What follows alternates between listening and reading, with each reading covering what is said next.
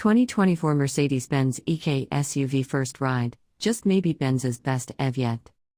Built in Tuscaloosa, Alabama, the 2024 Mercedes-Benz EQE SUV will be the top-selling vehicle built on the company's EV2 electric vehicle architecture, which also underpins the plush EQS sedan and EQS SUV and the EQE sedan. That's because, say Mercedes-Benz insiders, the EQE SUV is the all-arounder of the bunch, offering the best combination of performance, interior room, versatility, and comfort. And after a day riding along with engineers in the EQE 500 SUV and the punchy EQE 53 AMG SUV, we'd have to agree. The rundown.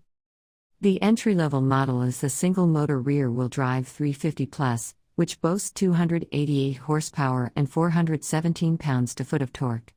The volume seller is likely to be the dual-motor all-wheel drive 354 Matic, which also has 288 horsepower, but pumps out 564 pounds-to-foot above. That is the 504 Matic, which has 402 horsepower and 633 pounds-to-foot. The range topper will be the AMG 53 4MATIC, which makes a muscular 616 horsepower and 701 pounds-to-foot. All are fitted with the 90.6 kilowatt-hour battery pack used in the EQE sedan.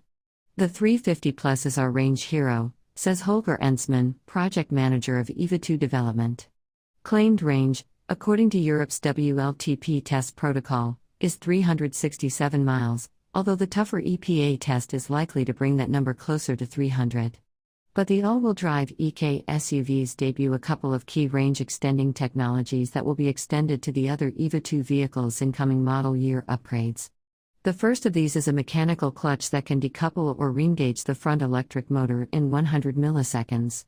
The system allows the AWD4 Matic EQE SUVs to drive using only the rear motor under light loads, reducing the drain on the battery, yet be able to switch to all-wheel drive when torque demands from the driver or traction issues on slippery surfaces require it.